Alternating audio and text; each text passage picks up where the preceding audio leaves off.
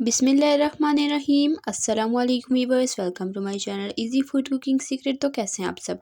उम्मीद करती हूँ सब खैरियत से होंगे। तो आज मैं आप लोगों के लिए दाल करेले की ज़बरदस्त रेसिपी लेकर आई हूँ। ये बच्चे भी इसे शौक से खाएंगे, बिल्कुल भी ये कड़वे नहीं बनेंगे। तो आपने रेसिपी को बिना स्किप किए एंड तक देखना है। तो ईजी तरीका आज आपके साथ शेयर करूँगी। रेसिपी स्टार्ट करते हैं। बिस्मिल्लाहिर्रहमानिर्रहीम। सबसे पहले यहाँ पर मैंने 1 किलो करेले लिए हैं और इन्हें मैंने अच्छे तरीके से धो लिया है। और करेले को हम इस तरह से कट कर लेंगे। तो मैं कटिंग आपको बता देती हूँ कि किस तरह से आपने करनी है। करेले को 2 हिस्सों में कट करके बीच में से हमने अच्छे से इसे स्पून की मदद से स्क्रैच कर लेना है। सारे बीज हमने इसके निकाल लेने हैं और ये जो वाइट वाला पार्ट है ये भी इस तरह से चम्मच से हमने करके निकाल लेना है। और उसके बाद हम इसकी बिल्कुल बारीक बारीक इस तरह से कटिंग करेंगे। तो आधा हमने करेला कर लेना है और उसके बाद इस तरीके से हमने इसे बिल्कुल बारीक बारीक कट करना है। बारीक कट करेंगे तो ये जल्दी बनकर तैयार होगा। तो ये देखें, इस तरह से मैंने इतनी साइज़ में इतनी बारीक बारीक इसकी कटिंग कर ली है। सेम तरीके से सारे करेले मैंने यहाँ पर कट कर लिए हैं। करेलों की कटिंग हो चुकी है। रेसिपी की तरफ चलते हैं। बिस्मिल्लाहिर्रहमानिर्रहीम। सबसे पहले यहाँ पर हम एक वॉक में शामिल करेंगे ऑयल। ऑयल यहाँ पर तकरीबन मैंने हाफ़ कप के करीब लिया है। बहुत ज़्यादा ऑयल नहीं यूज़ करेंगे, यही हमने ऑयल बाद में ग्रेवी में भी यूज़ करना है। बस इतना ही हम ऑयल लेंगे और इसमें हमने ये करेले डाल लेने हैं। आप अपनी मर्ज़ी के हिसाब से ऑयल कम ज़्यादा भी कर सकते हैं। ऑयल गर्म होने के बाद करेले डालेंगे और इसे हाई फ्लेम पर फ्राई करेंगे जब तक कि ये ब्राउन नहीं हो जाते। थोड़े डार्क ब्राउन हमने इसे करना है। और यहाँ पर हमारे करेले तकरीबन 5 मिनट तक फ्राई हुए हैं। इनका कलर आप देख सकते हैं इस तरह हुआ है। तो यहाँ पर तकरीबन 8 मिनट मैंने करेलों को फ्राई किया है और करेले हमारे डार्क ब्राउन हो चुके हैं। बिल्कुल परफेक्ट हमें यही कलर चाहिए।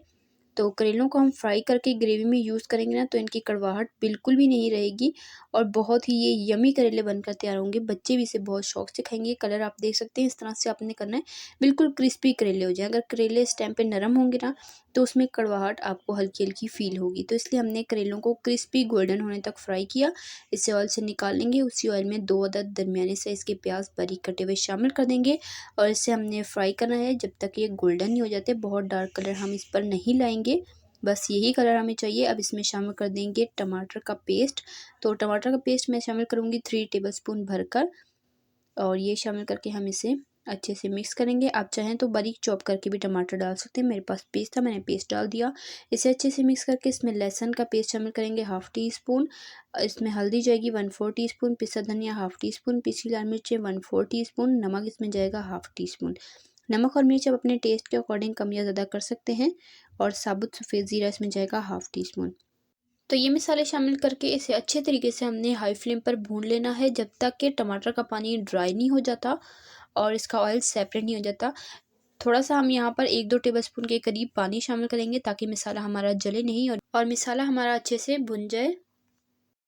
तो मसाले में पानी बिल्कुल नहीं होना चाहिए। टमाटर का पानी बिल्कुल खुश्क होने तक हमने इसे भूनना है। तो यहाँ पर आप देख सकते हैं मैंने मसाले को अच्छे तरीके से 3-4 मिनट के लिए भूना है और ऑयल ये देखें बिल्कुल सेपरेट हो चुका है। बिल्कुल जब ये इसकी कंडीशन हो जाए तब हम इसमें शामिल करेंगे बॉयल हुई दाल चना। तो इसे मैंने अच्छे तरीके से बॉयल कर लिया। ये देखें बिल्कुल अच्छे से गली हुई है। तो ये 1 कप भरकर मैं इसमें शामिल कर दूँगी और इसे शामिल करके अच्छे से एक दफ़ा मिक्स कर लेंगे।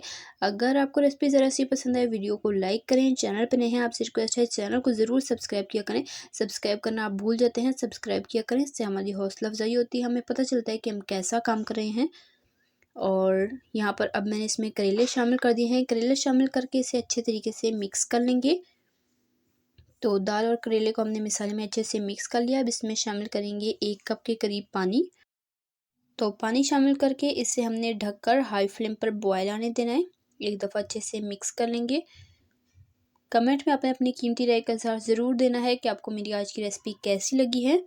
तो इस तरीके से अगर आप करेले बनाएंगे तो आपके करेले कभी भी कड़वे नहीं बनेंगे, बहुत ही टेस्टी बनेंगे। बच्चे भी इसे शौक से खाएंगे।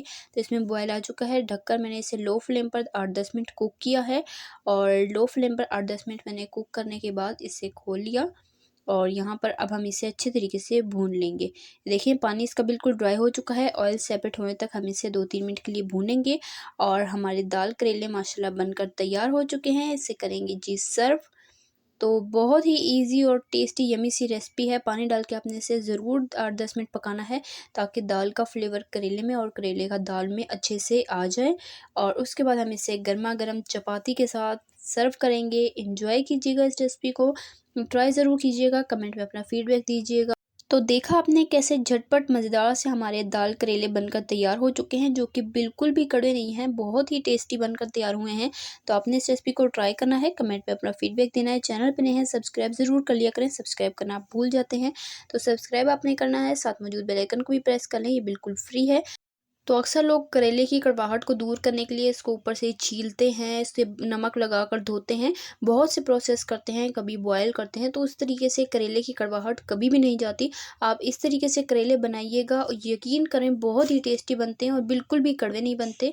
तो आपने ट्राई ज़रूर करना है और फीडबैक भी देना है अपना कमेंट में। तो इसी तरह की टेस्टी यम्मी रेसिपीज़ के लिए, सिंपल ईज़ी रेसिपीज़ के लिए, चाइनीज़ रेसिपीज़ के लिए, बेकिंग रेसिपीज़ के लिए, डिज़र्ट रेसिपीज़ के लिए, रमज़ान स्पेशल रेसिपीज़ के लिए मेरे चैनल के वीडियो सेक्शन में जाएँ। अल्लाह हाफ़िज़।